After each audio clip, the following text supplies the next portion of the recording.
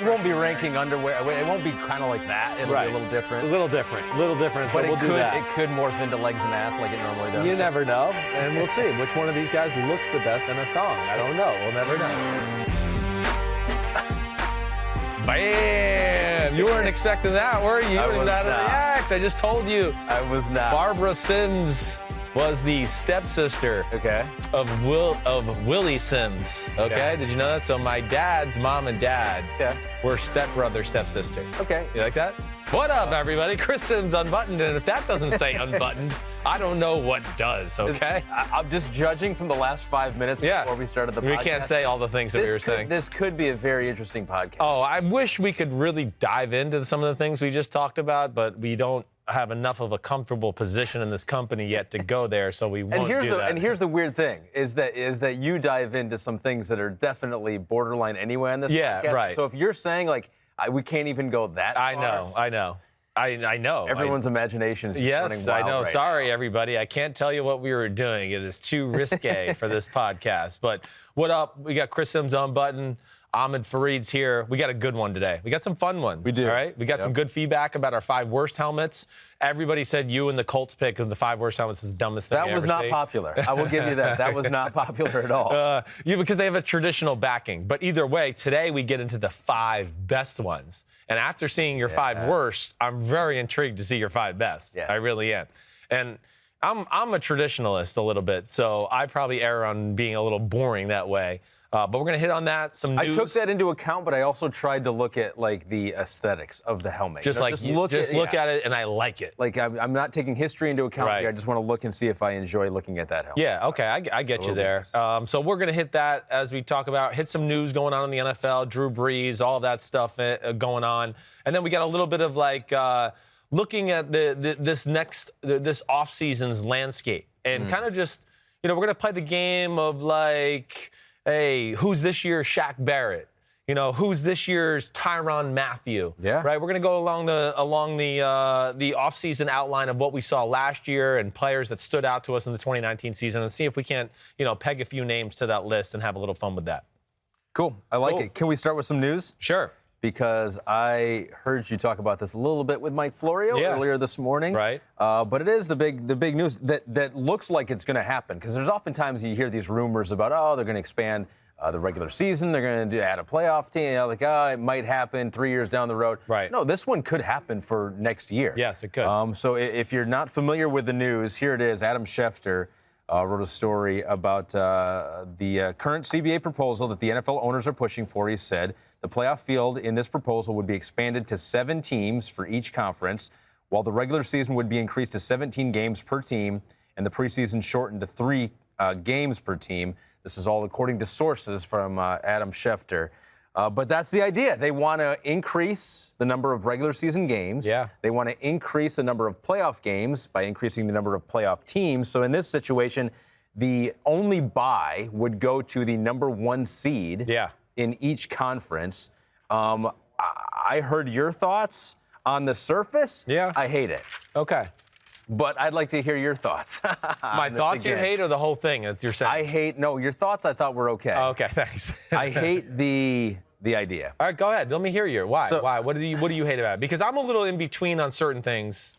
But I'd like to hear your thoughts. So, I'm all for innovations and new things. I think we need more of that, honestly, in sports. Change up the rules a little bit, but it seems like we have the perfect combination of the regular season mattering for the first 2 seeds in the league. I mean, that's a huge advantage. You don't have to play the first round. That's a huge advantage, and I think it should go to the top 2 teams in each conference. So you have that, then you lose half of that.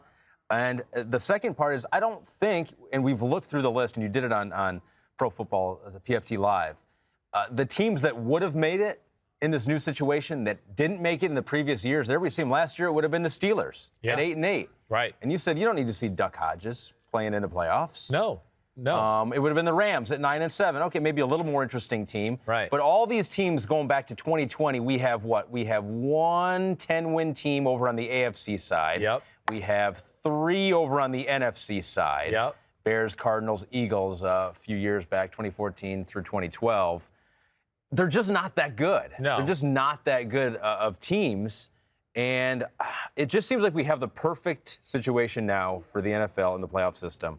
I don't think you need to mess with it. I mean, I'm with you. You know me. I'm a traditionalist that way. I mean, I really am. And you're right. I mean, the NFL is king of the American sports scene, and it's not even close, right? I mean, it's not even close. And then, the last time I checked, I'm pretty sure baseball, basketball, and hockey don't make as much money as the NFL does. Yeah. Those combined. So that just tells you where it's at. Now, okay, if they're going to make a change, like, I can live with this one to a degree. I can. Okay, I don't think it's going, like, too crazy. I think here's my first concerns. One, to what you just said. There's a point there where I want to go, like, are you kidding me this year? That wouldn't be good.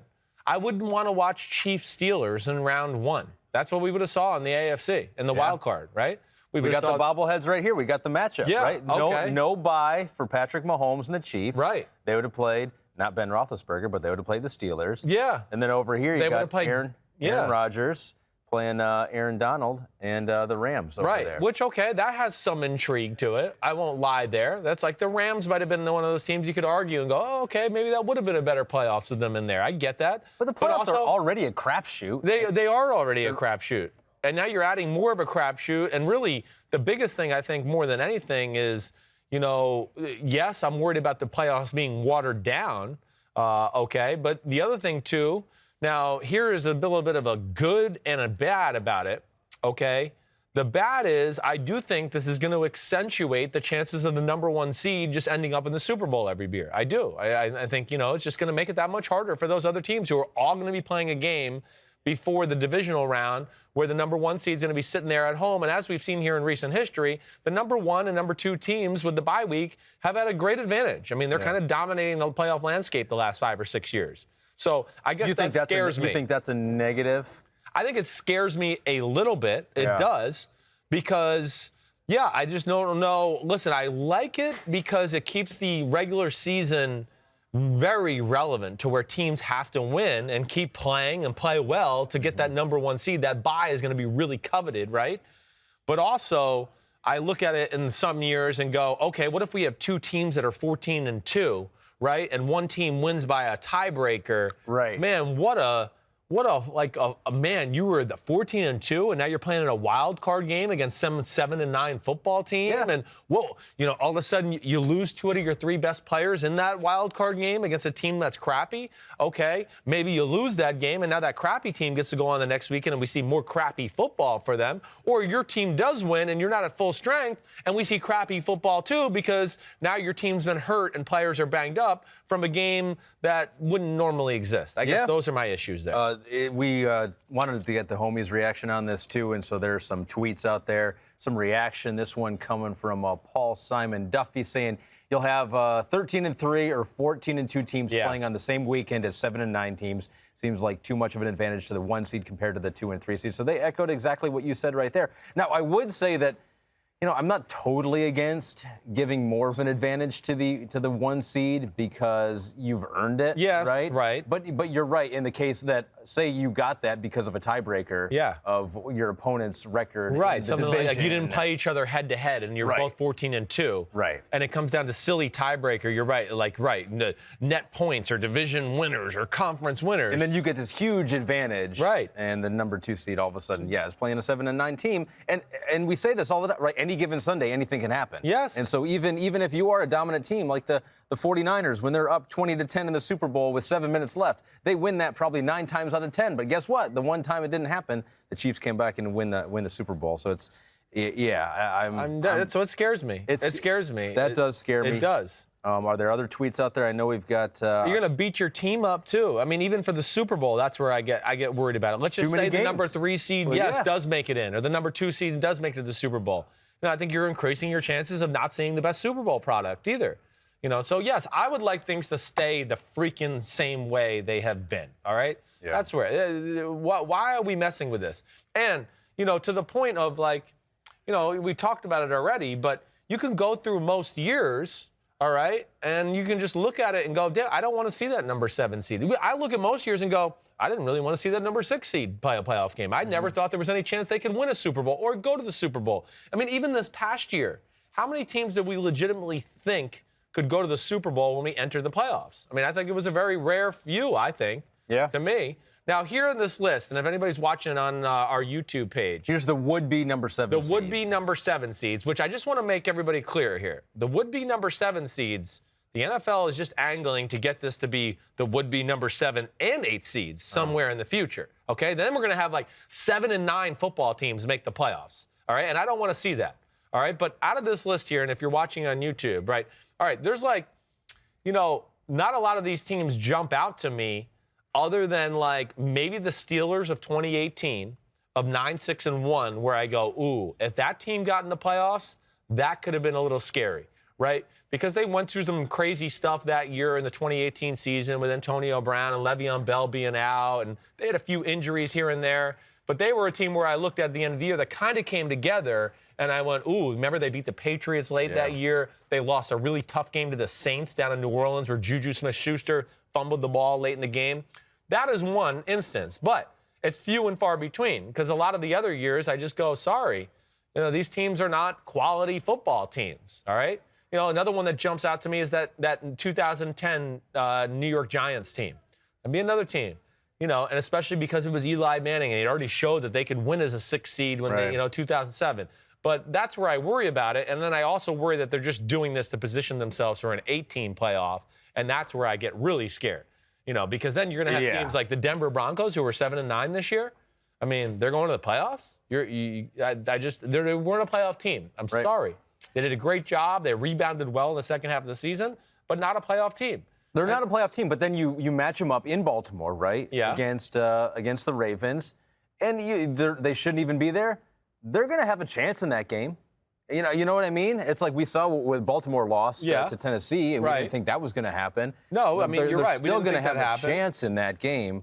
But Tennessee is a team that was on fire the second half of the year, and really in the position they were in their position, they were there because, to me, the biggest reason is they were just not willing to pull the trigger to go to Mariota to Tannehill quick enough. Yeah. And I think if they did that, I think really the Tennessee Titans are not a team that is 9-7. I think they would have been an 11-5, at least a 10-6 football team if they had made that switch a little earlier. So I don't know. It's interesting either way. What I think ultimately NFL wants to do, and I've heard this from people, substantial people in the NFL, what they want to do is make it 18 games, regular season, make it 8 teams per conference to get into the playoffs, 16 teams total, and they want to have the Super Bowl this past weekend. That's the big thing I've been told by people. So that you have President's Day weekend Super Bowl, to where nobody works on Monday, and it can become this huge, extravagant, big holiday thing. Now, the NBA All-Star is not going to be very happy about that, but I think that's ultimately what the NFL has in mind here. Oh, that's interesting. I hadn't thought of that before. Yeah, that's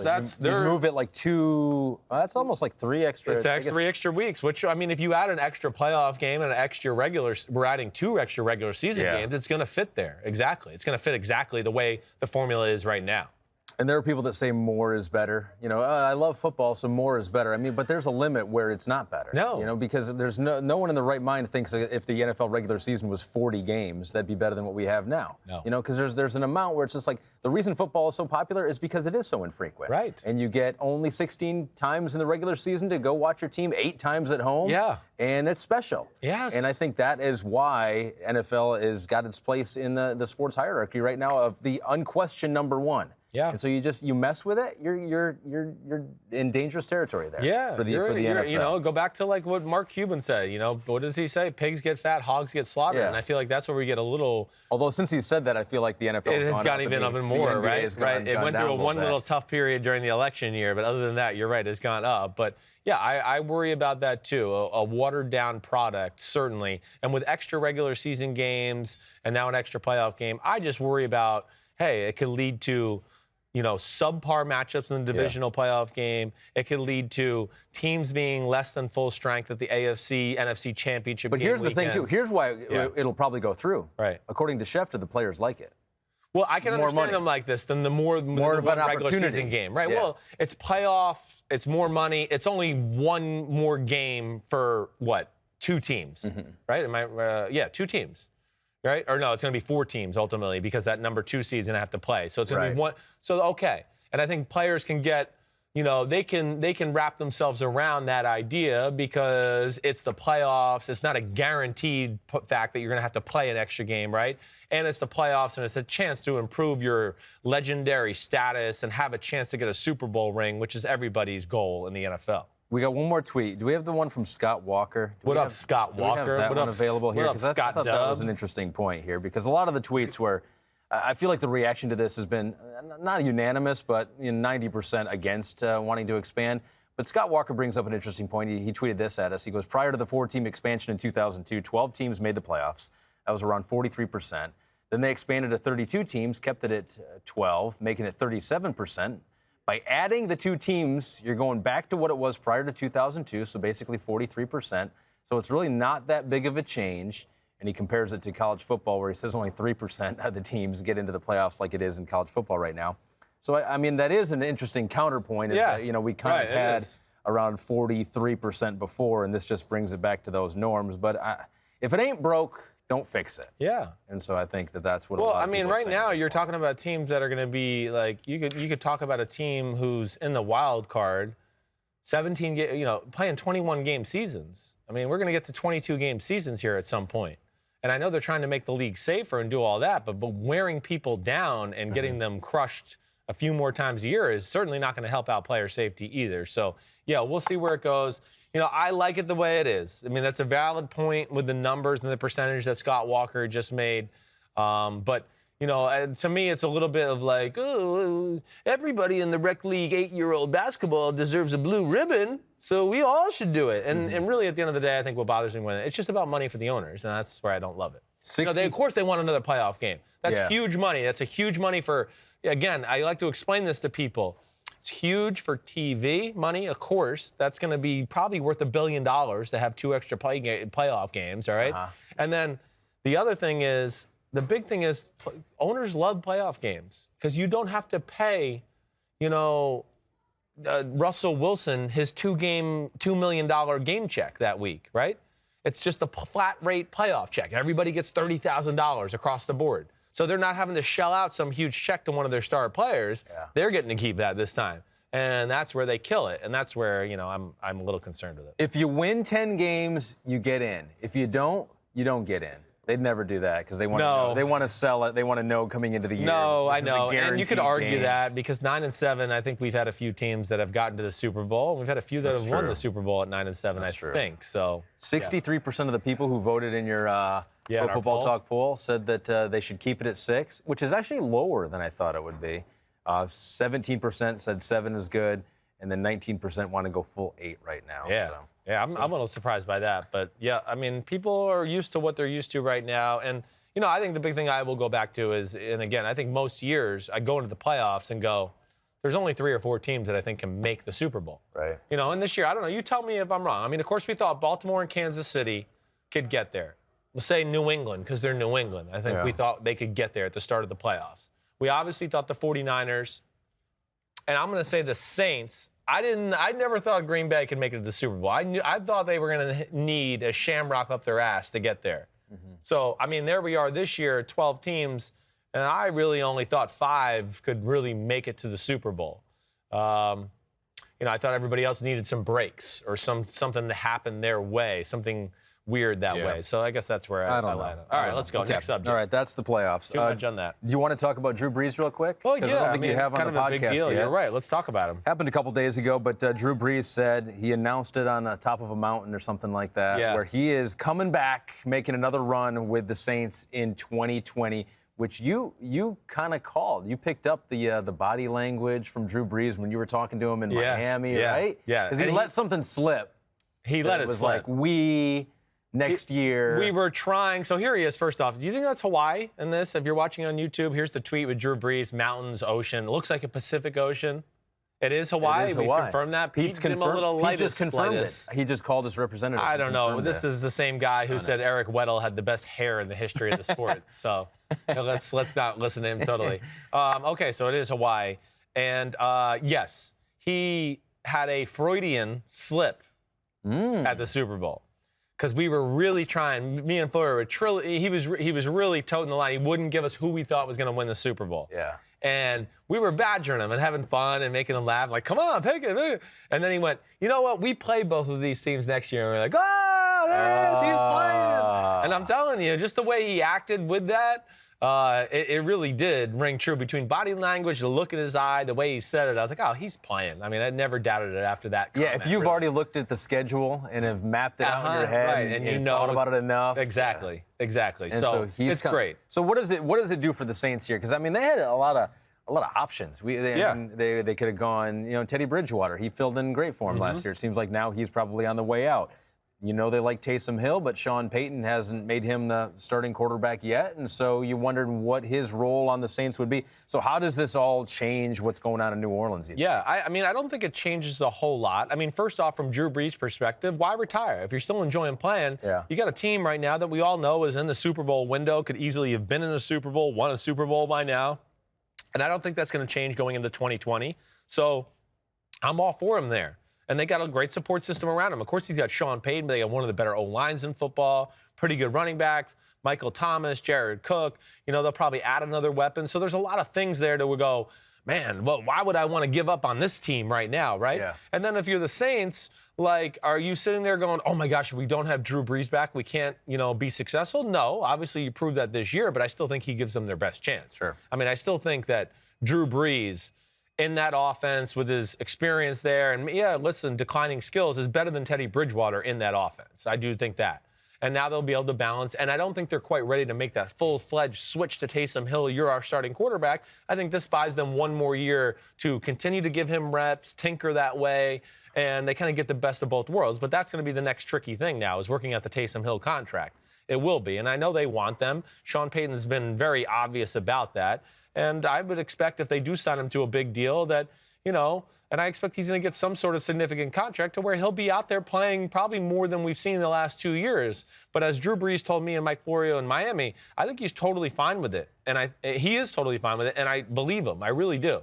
I think he's very comfortable with where he's at in his career and his legacy. And I think he did say that he wanted to be thought he was a quarterback. Yeah. He wants to have an opportunity to play quarterback. Right. And again, for Taysom Hill, I was just saying with Brees, I think he's cool with his legacy, knowing, okay, if Taysom Hill has to split snaps with me and do all that, whatever, I don't care. If it helps us win a Super Bowl. You really think that? I do. Because I think at the end of the day, 5 years from now, if they win the Super Bowl, and who cares Taysom Hill had 10 passes in the Super Bowl and 5 runs, no, everyone's still going to go, Drew Brees won the Super Bowl twice. It was killing him to be on the sideline with that thumb injury. Yeah, no, it was. Like you're right. He didn't seem to enjoy not playing. Well, no, you're right. I mean, he's a competitor. He's not. But that's still different than just coming out for a few plays here and there. Yeah. There he was seeing a guy that was like threatening his job a little bit here.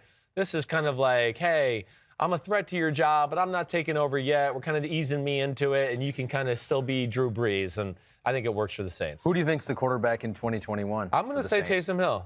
I do think it will be. I do. I think I've seen enough from Taysom Hill to know he's going that direction, and anybody you talk to that knows Sean Payton or anything like that, it's very evident that he has a love affair with Taysom Hill. This is his toy, his baby. He sees great things in him, and I think it also invigorates Sean Payton because I think he kind of wants to dabble in a new formula on the offensive side of the ball, which he's excited about. There was a report out there for Teddy Bridgewater that some team may offer him a ton of money. Negative Ghost Rider. Like I even heard $30 million was floated out there for Teddy Bridgewater. There's no way. He made 7 last year as a backup. Who is going to offer him $30 million to come in? Does he get a borderline, really low level, maybe starting money, great backup money type contract? Yeah, maybe.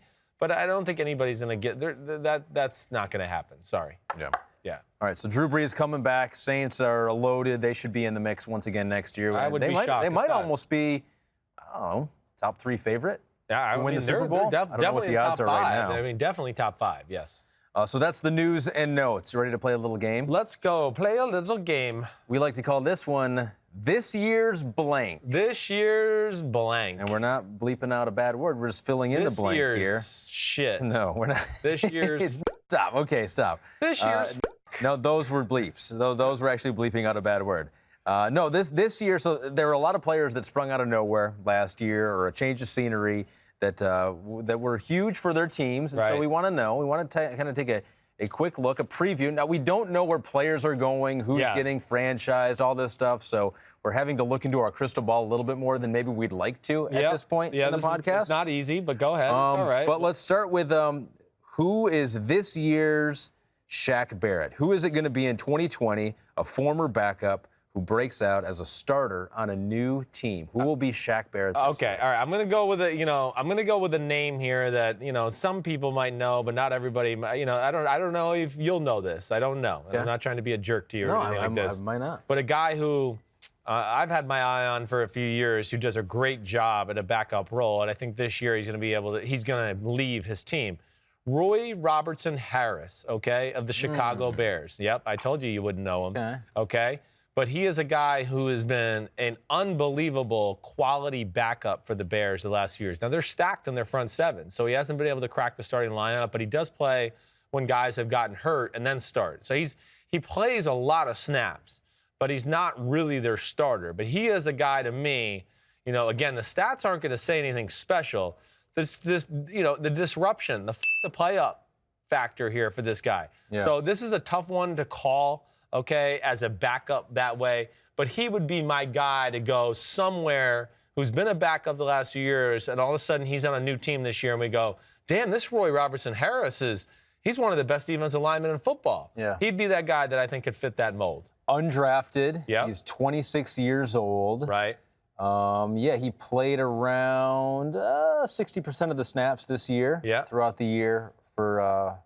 When Akeem Hicks got to play, got hurt, he played more and more and got, I think, even a few starts in there. But really a guy that, even back to my Bleacher Report days, I used to rave about a little bit. He's the guy that fell on Aaron Rodgers' knee 2 years ago in that season opening game, right? Yeah. He's really got defensive tackle / defensive end flexibility too, to where, hey, listen, I'm not sitting here saying he's going to lead the NFL in sacks next year. I just think he's going to be a guy where he's going to go on a team and you're going to go, damn, this guy's a really good player. I'm glad we signed him in free agency. Great sign by our GM. He's awesome. Where did they get this guy? Oh, he was a backup for the Bears. I think he could be that guy. What Shaq Barrett did this year is that's kind of special and unheard of. Yeah. To say that you're going to find a backup that's going to go on the next year and lead the NFL in sacks and almost get 20 sacks, really, it's probably happened maybe once, twice, anything even comparable in the history of the NFL. So that was a unbelievable breakout year for Shaq Barrett. I got a guy who came on strong at the end of the year. I like it. A name that you might not be familiar with. Ooh, I probably am not. Kamalei Correa. Ooh, linebacker for Baltimore. Sure. Was playing about 30% of the snaps beginning of the year. That's a good one, Ahmed. Came on strong in the playoffs. Yes, he did. He's just 25 years old, a second-round pick out of Boise State. Yeah, he, again, another example, like we've talked about with Minkah Fitzpatrick a few times, was in Tennessee, wasn't really getting used the right way, and then he goes to Baltimore, and they've kind of found the niche for him and how to move him around, and I'm with you. He's a guy that could be that guy. That's a good one, Ahmed.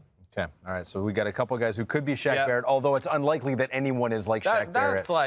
That was from this last year. Yeah, right. That was an amazing year by Shaq Barrett.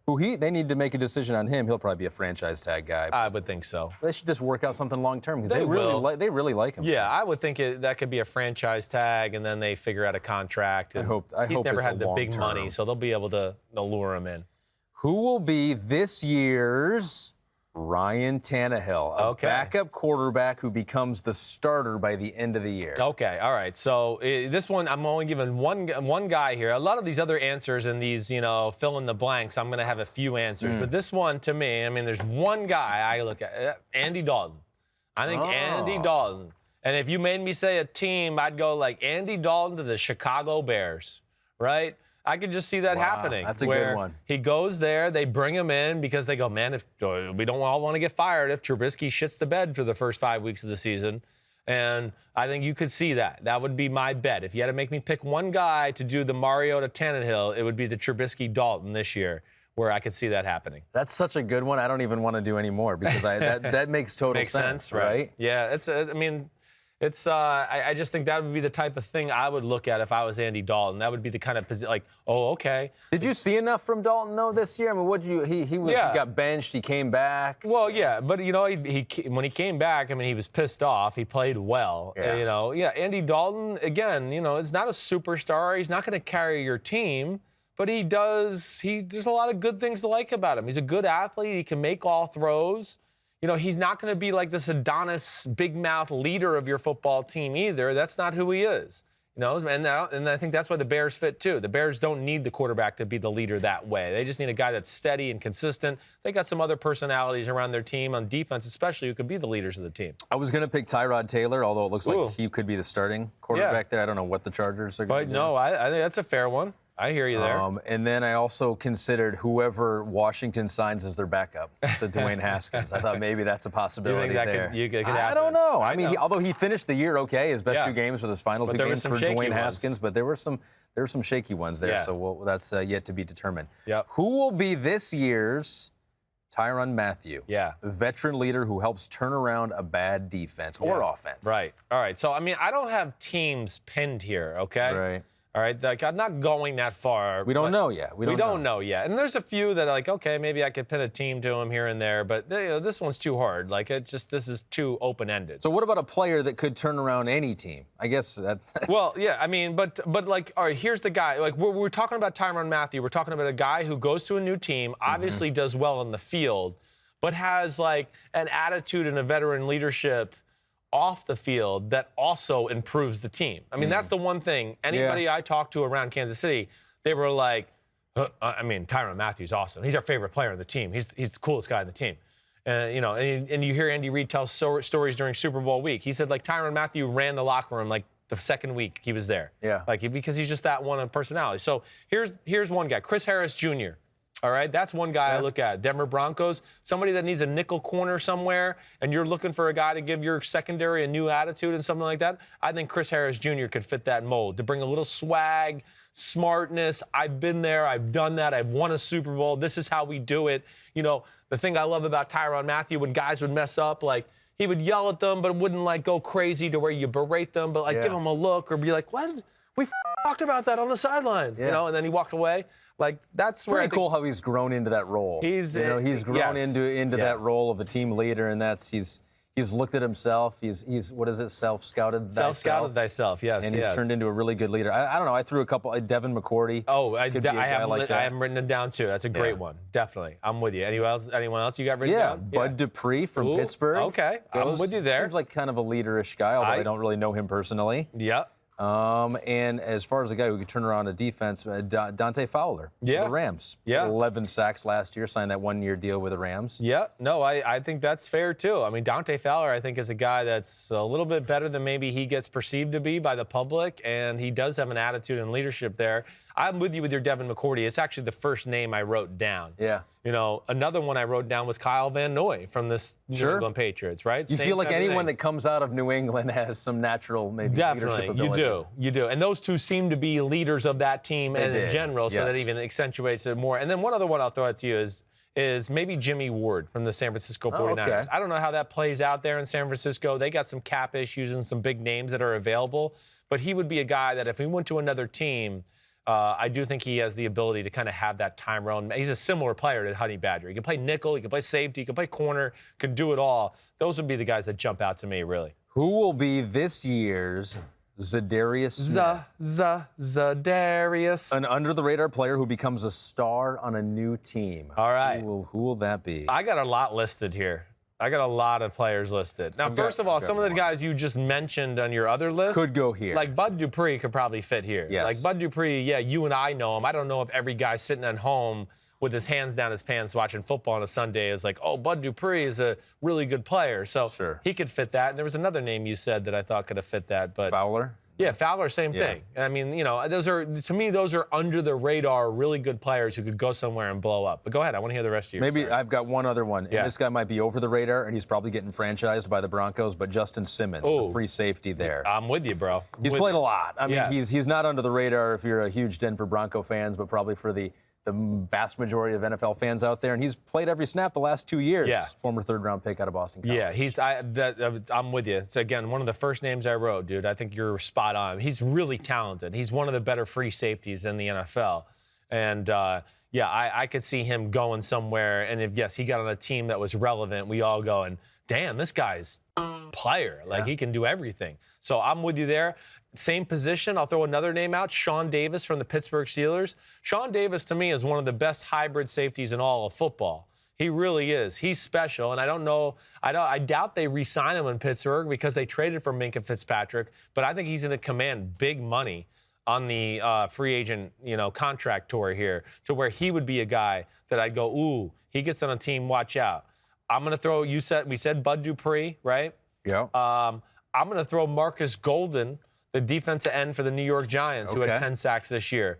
He's a guy that I think is finally healthy after his ACL tear a few years ago, to where I think if he gets signed by somebody, he could be a guy where we look at Za'Darius Smith, we go, he's got 12 sacks this year. He's really changed around their defense. I'm going to throw out 2 more names, all right? Because I know this one was a fun one, because there's so many ways you can go. James Bradbury. Because you love looking at these players that haven't, and you talk about this all the time. Yeah. There are players out there who are good who haven't gotten the attention, right? The attention, and in the proper system with their talent level could pop up and surprise some people. This is typical Chris Sims Robin Hood territory here. We take it from the rich and we have to give some credit to the poor here, okay? Yeah. And yes, you're exactly right. Like James Bradbury, the corner for the Carolina Panthers. He's another guy I'd look at.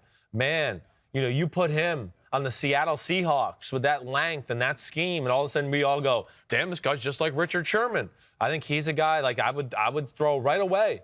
And I wouldn't be shocked if that's who ends up signing him, is the Seattle Seahawks. He fits that mold of being a big physical corner. You maybe don't want to play him man-to-man every play, right? He's a lot like a Richard Sherman that way. So I could see that. The other one I'll say here, and I like the guy on the field. Off the field, he's had a few things where I'm not crazy about, but I'm going to say his name anyways. It's Robbie Anderson for the Jets. Okay. Robbie Anderson goes to the right team at offense next year. Like, I wouldn't be shocked if we came away like, man, Robbie Anderson got 1,200 yards receiving and 7 touchdowns this year. He was their deep threat. He was amazing, blah, blah, blah. I could see that happening. He is always the top guy on the waiver wire in my fantasy football leagues. Yeah. Like, oh, man, I need a wide receiver. Do I pick up Robbie Anderson? Yeah, he's had some big games. Yeah, I don't know. Let's see if he could do it. Right. He's always the guy right there on the cusp. I have one more. Yeah. Anthony Harris from the Vikings. Okay. Undrafted out of Virginia. Yep. Spent all 5 years in Minnesota. Started 14 games this past year. That was a career high, so maybe he's his upward trajectory for Anthony Harris. Ahmed, that's a really good one. You like that one? I do. I like that one a lot. And I had Corey Littleton, the middle linebacker from the Rams, on my list too. Yeah. I don't think he'll ever get out of Los Angeles. I think he's too important, but he would be a guy that at least fits the mold of a guy that's really an awesome player that I don't think really gets the credit from the fans quite yet. Who will be this year's Dee Ford or Frank Clark, a tag and trade kind of guy? Tag and trade. This one was the hardest one for me. Yeah, okay. The one that makes the most sense is A.J. Green. Oh, okay. If I'm the Bengals. Although he has said he is open to staying. He said he's open, I know. On a franchise tag in Cincinnati. I know he is. And listen, that might be one where I just look at and go, it just might be time for both to part ways. Like, if I'm A.J. Green here, like, okay, you're getting to be 32 years old. You still got talent. Do you really want to be a part of this with the Bengals right now? Do you really want to? Yeah. Like, A.J., don't do it, man. Don't do it. There's a market out there. I mean, it seems like there are several teams that are at least poking around. I would think so. I mean, yes. Depending on his health, that's the scary thing. That is, you're right. You're going to have to know where his foot is at and all of that. He had some issues there. But A.J. Green, to me, would be that guy. And if I'm the Bengals, too, Ahmed, like, if you're starting like, okay, we're about to go Joe Burrow, we got a head coach in his second year, like, I don't know. I would start thinking about building my team young and having receivers that are young that all come up together with a Joe Burrow. Instead of like an old presence where Joe Burrow's in the huddle like, Mr. Green, I'll get you the ball here. Yeah. I'm sorry I haven't thrown the ball to you the last 9 pass plays. Like, that's what an old veteran superstar receiver can do to a young receiver, a young quarterback. It's kind of intimidate him too. Sure. Right? Like I used this on the other day. Steve Smith Sr. with Cam Newton. I think that's a little what went on there. Like, Cam was, being overshadowed as the leader of the offense, and they wanted him to be the leader as a young quarterback, and yet he had him, and I'm sure he was feeling the pressure of like, oh, that guy's so awesome, and I like him. I want to give him the ball, and it ruins the development a little bit. And why not get the assets for A.J. Green just to build your team? That's my Dee Ford, Frank Clark. Who you got? It'll be interesting to see. I mean, I don't really know. I was looking up who might be franchise tag and the decisions that teams have to make. Right. And the Cowboys have decisions with Dak and Amari Cooper. Right.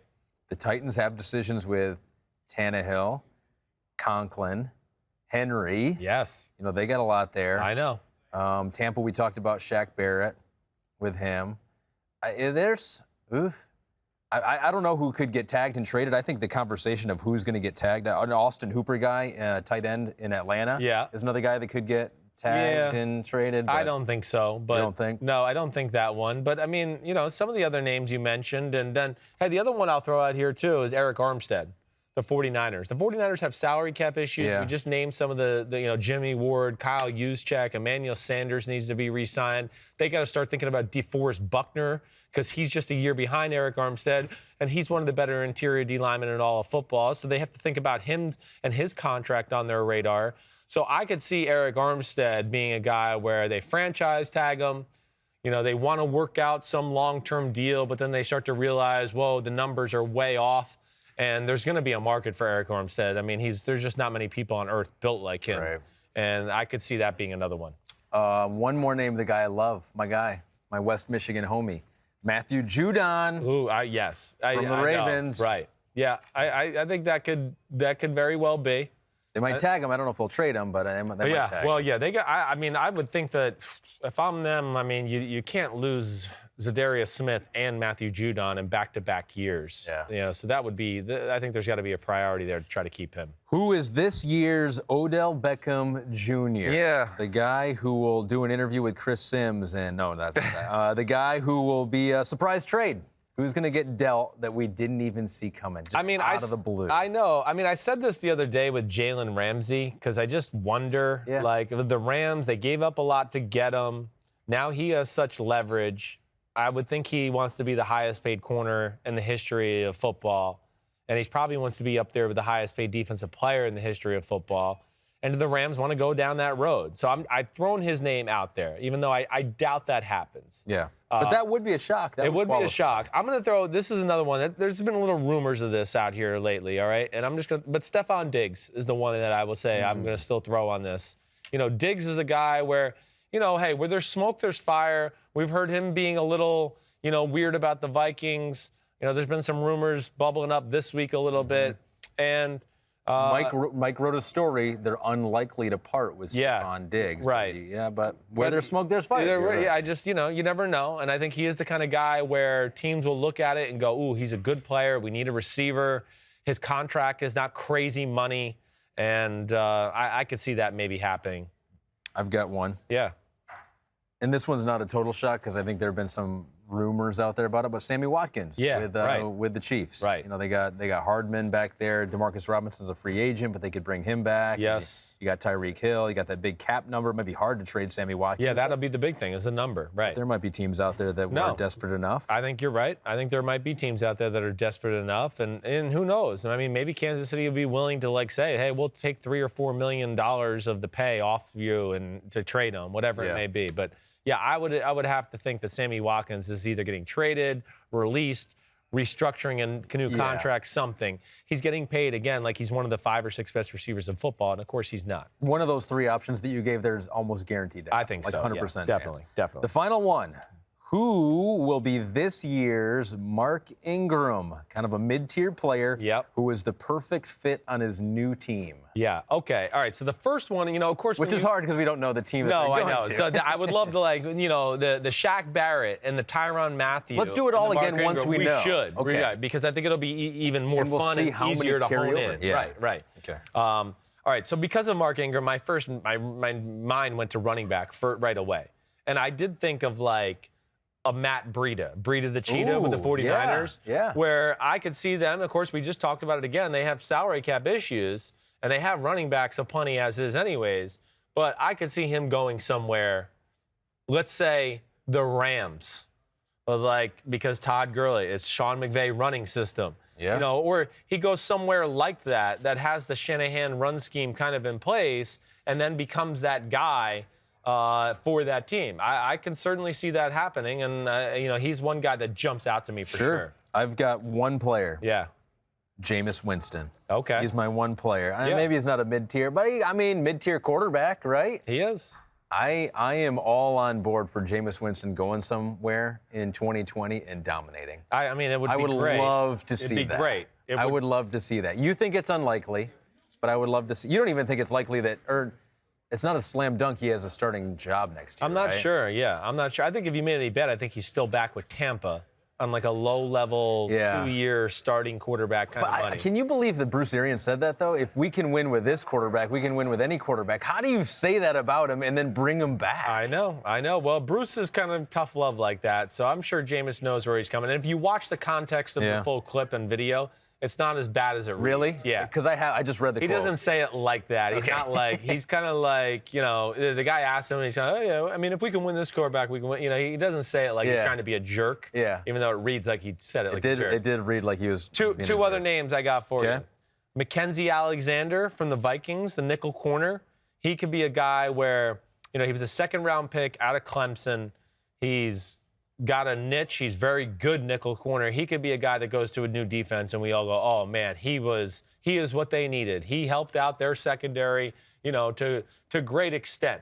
You know, whether that's the Detroit Lions or some team, you know, like that, the Houston Texans, right, who are just horrible in pass defense. Yeah. Rashad Breeland for the Kansas City Chiefs would also fit that mold to me. He came on really strong the last half of the year. And one more, just to end this, Vance McDonald. If he gets out of the Steelers, I've always been a fan of him, and I think he's got a great way about him in run game and pass game physicality. So he could be a guy that I think gets on the right team, and we go, damn, he's a good tight end. Yeah, okay. Yeah, that's a good one. We've been talking about him for a while. I know. Well, I thought he was going to be a breakout guy this year, and then he got hurt, and it just never worked. Injuries. You're Robin Hood, Chris, and we have evidence of that. There you are. There's Robin. If you're watching on YouTube. Why do we have to use that one, though? Why do I have to be a fox with a bushy red tail? That's the best one we got. You think it's the best one? I don't know. Have you seen the new one? I actually haven't seen any of them. This is the first time I've ever seen this one. Of course you have. You haven't seen this? No, that one I haven't. This is the first time I'm seeing it. You haven't seen anything. I know. This is the first time I'm seeing it. I mean, gosh. I don't exist outside of the just Kevin Costner Robin Hood is very good. Okay, I like it. I'm a fan of it. And what's this recent one with the kid who played Elton John in the Elton John movie? I'm not asking you. I'm talking to Pete in the ear. You know, that kid who played, he did the Robin Hood movie, too. It was pretty good, too. Oh, Pete doesn't even know. Well, he's got to look it up. But I know at least, like, Pete's probably seen the Elton John movie. You know, have you seen the Elton John movie? It's worth seeing. No. I mean, no. We've gone down this road before. Deuce? I don't know. I don't know what you do with yourself at night at home. I researched for this podcast here. Okay. I want to get into our top 5 Oh, I know you helmets. do. I've been itching to do that. I've been trying to move you through this thing super fast so we can get to that. But there are some other podcasts out there. You know, we're living in a world now where there are podcasts springing up all over the place all the time. Right. And there's one popping up here from people that you know you're very familiar with. You know I am. I mean, Mouthpiece, okay? Mouthpiece. And in peace, we mean like peace, P-E-A-C-E, okay? Mouthpiece with Michael Bennett and Pele Bennett, okay? And now let me just say, this is some relationship they got to be doing a working podcast together. Man, they are happily married. If me and my wife did a podcast, I don't know what the hell would happen. That's amazing. But brand new podcast, okay, Mouthpiece with Michael and Pele. And it's from Lemonada Media. But as you know, I am a huge fan of Michael Bennett. Yes. Michael Bennett is the originator of my the play up. He is the Hall of Fame, first ballot the play up player ever. He's one of the best defensive players to play in our league the last 10 years that nobody really knows about. And if anybody wants to go, oh, Chris Sims, you're crazy. Michael Bennett's disruption was almost Aaron Donald-ish for 4 or 5 years. That's how great it was. Now, the production, the bottom line stats do not tell the whole story with him. He ruined plays. And if anybody wants any more verification on that, go back and watch America's Game when the New England Patriots had to play the Seattle Seahawks in Super Bowl 49. All Bill Belichick does is talk about how do we stop Michael Bennett. I mean, Tom Brady makes comments about how do you stop Michael Bennett. So he is an awesome football player and awesome social awareness, got a great way about him. I'm a huge fan of him and his brother. I don't know his wife, Pele, but if she's married to Michael, she's probably really cool, too. And I would like to meet them regardless. So good luck with that, and check that out. The Mouthpiece by the Bennett lovers, Michael and Pele. That's going to be it's going to be entertaining. You know, it's going to be entertaining. You know, it's going to be a fun time. So. Oh, they're going to have some crazy stories, I'm sure. I mean, and you say they get along now. I was like, I don't know if I'd get. We'll see after about 10 episodes. You know, where it takes the relationship. Oh, well, it'll be interesting. I'm sure there'll be some arguments, and it'll carry over to home. But like, you know, when you talk about politics, culture, race, parenting, football, you know, all of those things, man, I think this is going to be a great listen. All right. You ready to do it? Let's do it. We did the top 5 worst, so I guess the bottom 5 NFL helmets. Much controversy for that. So now we do the top helmets. This is where we heap praise on teams for their great-looking helmets, although I bet there will be controversy still with our lists. So, I still can't believe you put the Colts in their bottom 5. You're not alone. There's a lot of controversy on that. Yeah, I mean, a lot of people. Classic.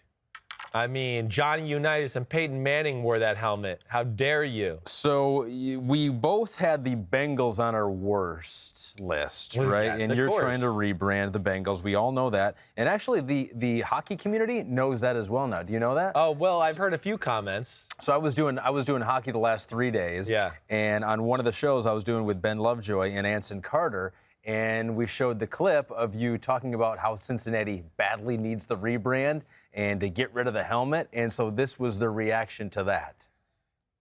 You guys agree? Bengals, are you over it? I think Chris has been sacked way too many times. I mean, I like the Bengals helmets, even though they remind me a little bit too much of the Wolverines. And being a Spartan, I'm not a big fan of that. But I don't mind the Bengals helmets. I didn't even know that I was passionate about this topic until 2 minutes ago when I saw that. I'm all in. I hate the helmets. Oh, wow.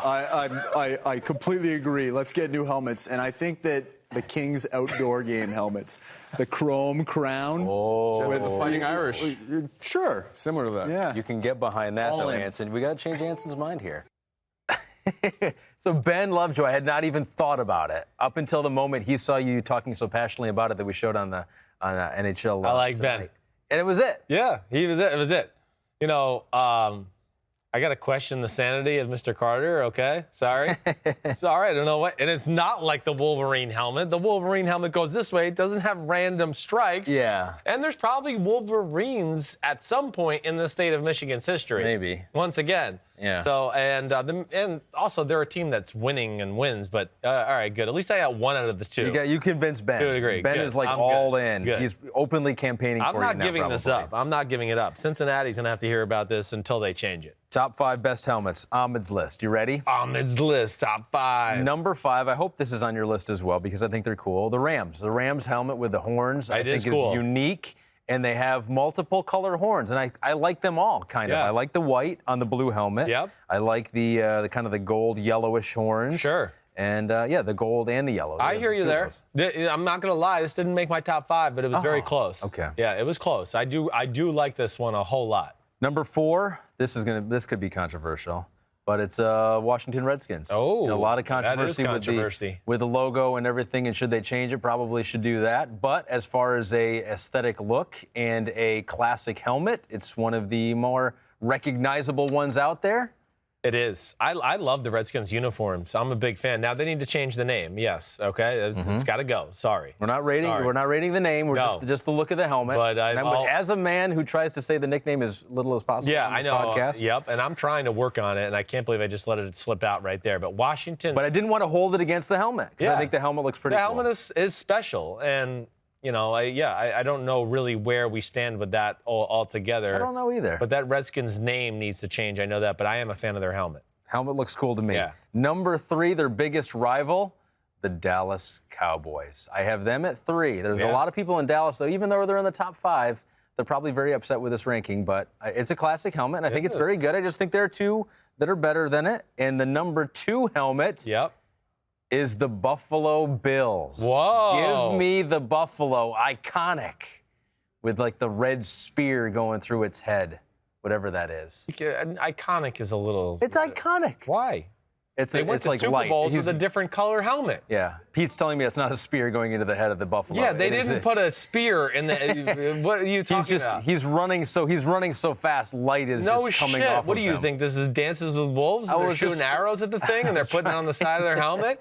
That would be hilarious, actually, if they had like a buffalo with like bow and arrows like sticking out all over it. Like, hey, we're the Bills. We get shot a lot. That's how tough we are. We can survive with a spear. Iconic, though. I'm challenging you on iconic. Right? You can't just throw that word around, okay? Iconic is negative, Ghost Rider. I like it. I like it. I like the logo. Like it too. It's not making my top 5. I do like it. And the fact that it's the city name too. It's Buffalo is the city name. Well, it's got a weird, unique thing to it there too. I like the red ones back in the day though too. Okay. And when they went to 4 straight Super Bowls, they were red. That's right. Remember, right? Yeah, I like those too. Yeah. I think those were okay. Right. So therefore, your white ones are not iconic. And the number one helmet out there, according to Ahmed Fareed, is the Minnesota Vikings. What? The purple matte. I love matte helmets. What? The matte helmet is my favorite. Don't give me shiny, give me matte. And that's what they've done. And purple is awesome in sports. I think purple is a great team color. And the horn is just cool. The horn is iconic. The horn is iconic. I like the matte, too. This is one of the better helmets in football. I agree with you. I mean, man, Mike Florio, you guys are going to be buddies here. Holy cow. I mean, he's although Mike's very hard on his oh, yeah, he'll probably be like, it's the ugliest helmet I've ever seen. Yeah. He gives him the business. So that's my top helmet, the Vikings. I like it. That was your top one. That's my top one. And just the purple and the matte are what sold you, huh? I feel like with my whole list, you were very confused. So I feel like we're not going to have a whole lot of overlap here. No, we're not. I can tell you. Your list would be the ones I would think about from somewhere from 6 to 15. Okay. Like all those, they would be in that mix. The best of the rest. The best of the rest. Yeah. But I mean, not. I have one, I think, of yours in my top 5. Okay, all right. I mean, my number 5 is the Pittsburgh Steelers. Yes. Okay. I like it. All right. Just get used to it, everybody. I'm going traditional. All right. I'm Johnny traditional. And the reason I like this helmet, first off, there's some unique things. Keep this up here, Pete. Is one, you see the yellow stripe. It's nice. Black helmet. It's got the 3 little stars or whatever they how they are for the 3 rivers, right, that convert there in Pittsburgh because it used to be 3 River Stadium. I believe that's why they're there. The numbers being in front of the helmet are unique. Nobody else in football has the number in front of the helmet like that, right? You see the number there? Yep. Okay. I do like that. Okay. That's a and big I think it's really cool that the other side of the helmet has no emblem and it's just steel, like a Steeler, like it's steel because it's a steel town and that's why they're the Steelers. So here's the old logo of like a steel company. Is that right, Pete? We're going to show and look at how similar they are. So that's where they got the logo. They got it from. Okay. So it has nothing to do with the 3 rivers, or maybe it does, and. Not really. Okay, maybe they can say that. Shut up. You can add that in later. It's like a book. You read it. You have your own you have your own interpretation of art. Yeah. That can be your interpretation. The 3 rivers there is what the 3 stars are for. Okay. I like it. Old steel company logo. It's got meaning to their city. I like that. That could have been in my top 5. I'll give you that. Okay. There's a lot to like. The numbers in the front. All right. It is cool, right? Yeah. Ooh, I saw he might want to switch. I don't know who I would knock out. Yeah, I don't know who you would want to knock out either. Probably you'd like to knock out Washington. No, maybe the Bills. I don't think the Bills deserve to be there. The Bills are so good. It's iconic. Spear coming out of his head. We're shooting Bills. Okay, number 4, the Chicago Bears. Again, I like the simplicity. You're Johnny, like, give me a team that's been around forever and has been halfway decent. Most likely is where we're going to go here. You're right. That's exactly. I like just the iconic, simple look. Oh, the C for Chicago. C for Chicago. This is iconic, okay? Walter Payton, Mike Dick Butkus, Gale Sayers, they've worn this helmet.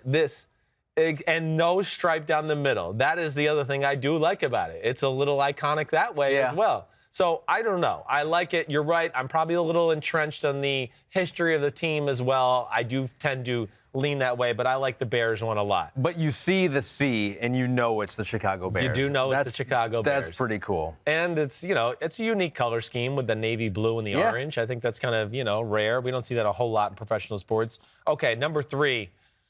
And this was tough. My top 3 were tough. I really switched the order a few times before I kind of came down. I'm going to Las Vegas Raiders. Oh, my God. We're never going to get that right. I can't get it straight. But what? The Raiders. Yeah, that's another logo where you see it and you obviously know. I go a little bit too, Ahmed, just to let you in on this. Like, growing up, watching my dad or myself playing as I was still growing up there were certain teams where I don't know, when they came out of the tunnel and I saw them across the field or if I was in the stands, I was just like, oh. And the Raiders are one of those teams, like, when you were in the mezzanine level and you started to see guys gather in the tunnel, they were about to go, you're like, oh my gosh, it's the Raiders. I could see the silver. Oh, and it just had a special way about it. And then, of course, the eye patch and the guy with the cross and bones and all that crap. I mean, that's just cool. Do you know the story behind that? Oh, I don't. Demo Little Lettuce was trying to tell me, and I just tuned him out. So apparently, and I learned about this today, too, from Pete. That's what they think. It's not necessarily... No, Pete's saying it's 100%, but I don't think it's 100%. Yeah, well, Pete said, I think a lot of multiple reports. Hair was 100% the best hair we've seen in football history. So Randolph Scott was like an actor in the early 1900s. And for our YouTube audience, we're showing you a picture of him right there. Similar facial structure. Yeah, the chin is very similar. It's like a wide chin with the divot in there. That is. And so it might have been. Was there a pic? Did he wear a eye patch one time in his life to put that together? Did Good question. They just took liberties with did they with just Randolph he's got Scott. the perfect face. Now let's put an eye patch and some swords behind him. I just wish he had trouble seeing out of that eye. We'll give him an eye patch. Let's go punch him and see if we can break that eye. So that's what many people think that's what the logo came from, but I don't think they ever paid him, so they never admitted it fully. Oh yeah, okay, of course they didn't. So. Yep. All right, so that's I mean, yeah, I like the Raiders. That's 3 for you. And they haven't been around like forever, ever. So they're not but they've been around for a long time. The Packers. Back to forever, ever. Yep. Okay? I mean, back to the team who has been here for more than 100 years of the NFL. I mean, the yellow, how it pops, the yellow, the green and white, unique. It's a yellow helmet. There's no other yellow helmets in football like I'll give you that. And, I do think that the symbol, the G wrapped around in that oval there is just really cool. And again, maybe I'm a sucker for history, but the fact that Ray Nitschke and Bart Starr and Brett Favre and, Reggie White and Aaron Rodgers have all worn this helmet, I guess does add to the lure, and to think that Lombardi was there. But there's just something special to it.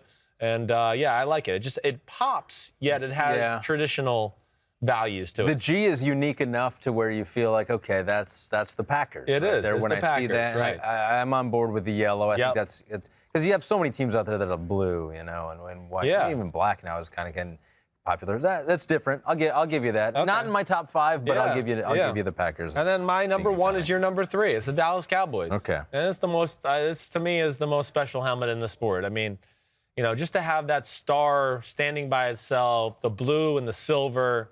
I don't know. It's just a great look to me. To me, it's very rare that just the emblem itself has such a special meaning. I don't know. That star. When you see star in America, you just go, that's Dallas Cowboys. You know it. Mm-hmm. And they've kind of cornered the market on that. And, I like the Cowboys uniforms. I love their uniforms when they wear, their navy blue jersey with their silver pants. Oh, yeah. Because they have 2 different pants, right? I've told you that. And that's my top 5. So I'm interested to see what people got out there and how they want to come at me or what their top 5s are. I'm interested to hear what they say about the Bills being in the top 5. I think it's going to be very good. I'm interested to hear what they got to say about the Vikings being number 1. Vikings is a good helmet. Like the Vikings. I'm willing to, Bills, you've rattled me a little bit on the Bills. I'll admit that. Yes. You've rattled me with them. But the Vikings, I'm not wavering on. They are my number 1, no doubt, best helmet in football. Okay. And I'm not mad at you there. The Redskins was the one that I think was very close to being into my top 5. Yeah. Okay. Let me just make sure. I like the Chiefs one, but just don't love it enough. See if I'm missing any others that listen, I'm a Cleveland Browns fan of the helmet. I am. I actually like that it Which has a lot nothing. of people tweeted us saying that was the worst helmet. I know they did. I know. I like that it has nothing on it. I agree. I mean, it's kind of iconic that way that it does that. Iconic. See, now I've got you doing it. You do. You totally got me doing it. All right. Out of this, let me just ask you this. Last question on helmets, and then we're done. Yeah. What's your favorite, new age one? right? Like if you had the Vikings, it's new age because it's Matt, but it's not. Yeah. You know what I mean? It's not new age. It's still the same. No, you're just trying to say that because you know I have a great answer. It's the Matt look for a new age helmet, but Because my new age helmet what's favorite yours? one is a Matt helmet too. it It's is. the Seattle Seahawks. Oh, I really like the Seahawks helmet. Seahawks are a team where out of all the new helmets in football that I look at, I really go, man, I like it. I don't know. I like the Seahawks uniforms, and I'm not usually a fan of those new style uniforms. I'm okay with the sparkles. There's some sparkly, glittery helmets that Right. if done tastefully, Yeah. I can get behind. Yeah, I hear you. But yeah, I don't know. Keep it simple. Yeah. This is what I tell you. If you want to get one of the best helmets out there, just have a tradition of 100 years of playing football. There you go. Or just start winning. Or You start winning, people start going, that's a great. Which is a good point because, like, the Patriots helmet, I don't know that it's that great. No, Like, the I don't logo think it on there either. and the helmet, it's not that great, But but it's people got a- kind of put it in the top 10 because they've been so good lately. Right. It's got a strong meaning. It does. And maybe because they've come from so far with the guy in the three-point stance. But that's my point. The rebranding. Yeah, Pat They've the been a Patriot. different franchise ever since Bill Parcells went there and said, we have to change these loser uniforms. He did it. Yeah. And that became Elvis the Patriot and all that from there. And that's why I say to the Bengals, they're gonna need a coach or somebody in there to go, hey, this shit ain't working. Yeah. Orange and stripes ain't working. We got to move on. All right, so those are our top 5. Those are it. Feel Let us free to know. Who tweet do you like at- better, me or Ahmed? I think they're going to like mine. Mine was a little unusual, so I think they're going to like mine. Sure, You just went whatever. with the history. You just, I did. If you've been around 100 years, you got on Chris's top 5. Pretty much. All right, that's it. We're done, okay? And next week, we'll be at the Combine all week. Got a lot of great interviews lined up. yeah. Players, coaches. We won't see each other next week. You'll be all right? You miss me? I will miss you. Okay, yeah. good. You better. I'll It's a full week. FaceTime. Yeah, we will. We'll FaceTime you. Maybe I'll do that during my podcast when I'm out there and Deal. just to say hi to you. be And cool. then also, PFT Live next week. It's 4 hours extravaganza on Tuesday, Wednesday, Thursday, because we're at the Combine Live. We got such a great guest list. 4 hours. It'll be great. That's what we did at the Super Bowl. And then check us out. Everything NBC sports related on our YouTube page. You'll see lots of great stuff and interviews from all of us there. Peter King, me, Mike Florio, everyone. All right, everybody. Ahmed, peace. You the Peace man. out. Have a good weekend, everybody. Peace out.